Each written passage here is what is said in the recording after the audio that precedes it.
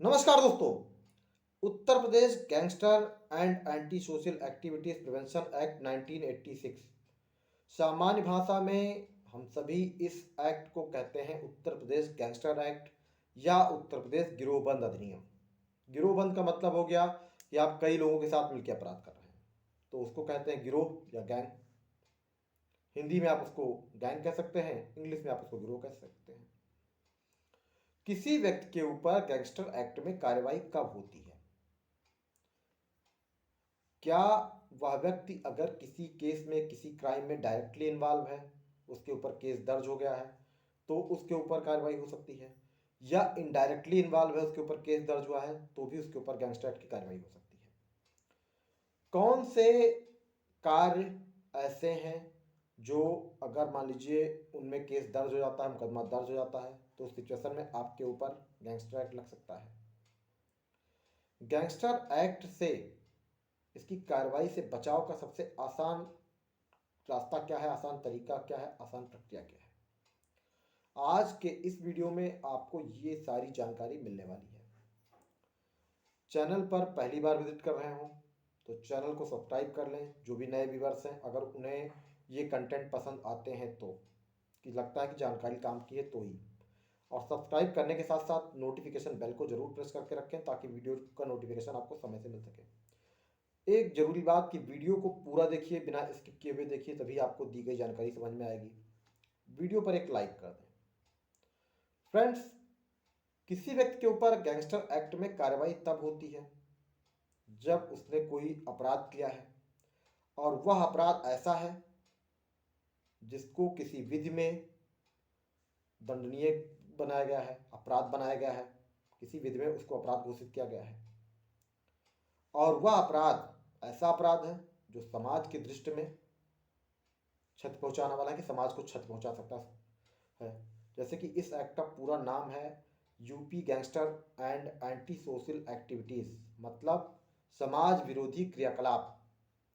तो आप जैसे मान लीजिए अगर जुआ खेलते पकड़े जाते हैं, कोई फीमेल प्रोस्टिट्यूशन में इन्वॉल्व है, फीमेल है, उसके साथ अन्य लोग भी इन्वॉल्व हैं, आप अवैध रूप से तस्करी करते हैं मादक द्रव्यों की, तो ये सारे अपराध असामाजिक प्रकृति के हैं, समाज विरोधी हैं।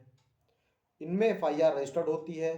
आपकी इन्वॉल्वेशन चाहे डायरेक्टली हो चाहे इनडायरेक्टली हो, अगर इनडायरेक्टली भी प्रूव हो रहा है कि आप इस क्राइम में इन्वॉल्व हैं और आपके अगेंस्ट एफआईआर रजिस्टर्ड हो जाती है, चार्जशीट आ जाती है, तो आपके विरुद्ध गैंगस्टर एक्ट की कार्रवाई हो सकती है।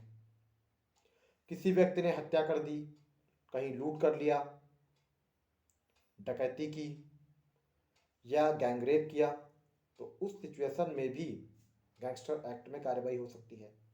कई राज्यों में गोहत्या को भी, गोहत्या काउ स्लॉटिंग, इसको भी गैंगस्टर एक्ट में एक गंभीर अपराध माना गया है और इसमें भी गैंगस्टर एक्ट में कार्रवाई हो सकती है। इसके अलावा अन्य भी काफ़ी अधिनियम हैं जिनमें अगर मान लीजिए आप इन्वॉल्व पाए जाते हैं। जैसे एक बात की ध्यान रखिए कि किसी फीमेल की मान लीजिए प्रेगनेंसी टर्मिनेट करवाई जाती है, और अगर लॉ इजाज़त नहीं देता, विधि इजाज़त नहीं देती है, उसकी प्रेगनेंसी टर्मिनेट करवा दी जाए। महिला भी मान लीजिए अवेयर ना हो, नहीं चाहती हो कि उसकी प्रेगनेंसी टर्मिनेट करवाई जाए, तो उस सिचुएशन में अगर वह रिपोर्ट करती है तो गैंगस्टर की कार्रवाई हो सकती है, क्योंकि जो क्रियाकलाप आपका है वो अगेंस्ट लॉ हो गया, और ऐसा क्रियाकलाप है जिसको अगर आसानी से लिया जाए तो समाज में ये प्रथा विद्यमान हो जाएगी, तो ये एक समाज विरोधी क्रियाकलाप हो गया। तो आप ये समझिए कि उस सिचुएशन में भी गैंगस्टर एक्ट में कार्रवाई हो सकती है।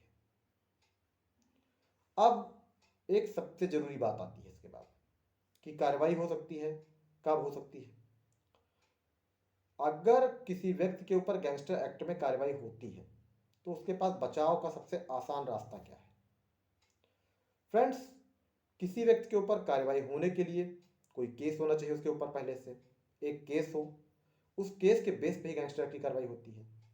अब आपकी इन्वॉल्वेशन उसमें कितनी है, डायरेक्टली आप उस क्राइम को करते हुए पकड़े गए या इनडायरेक्टली आपके इन्वॉल्वेशन है, क्या आरोप पत्र न्यायालय में प्रेषित किया जा चुका है, और प्रेषित किया गया है तो उसमें आपका रोल क्या असाइन किया गया है, कि आपका क्या रोल है, अगर ऊपर ऊपर से आपको ये लगता है कि इसमें कोई रोल असाइन नहीं है, आपके अधिवक्ता अगर एडवाइस करते हैं कि इसमें आपका रोल ऐसा है जो कि कहीं ना कहीं इन्वॉल्वेशन शो नहीं कर रहा है, तो उस सिचुएशन में आपके पास बेहतर विकल्प है कि आप चार्जशीट क्वेश्चन के लिए 482 सीआरपीसी में पिटीशन फाइल कीजिए हाई कोर्ट में। और अगर चार्जशीट उस मामले में, यानी जो बेस केस है जिसके आधार पर गैंगस्टर एक्ट में कार्रवाई की गई है, अगर वह चार्जशीट उच्च न्यायालय रद्द कर देता है और गैंगस्टर एक्ट में भी आपके विरुद्ध चार्जशीट आ जाती है,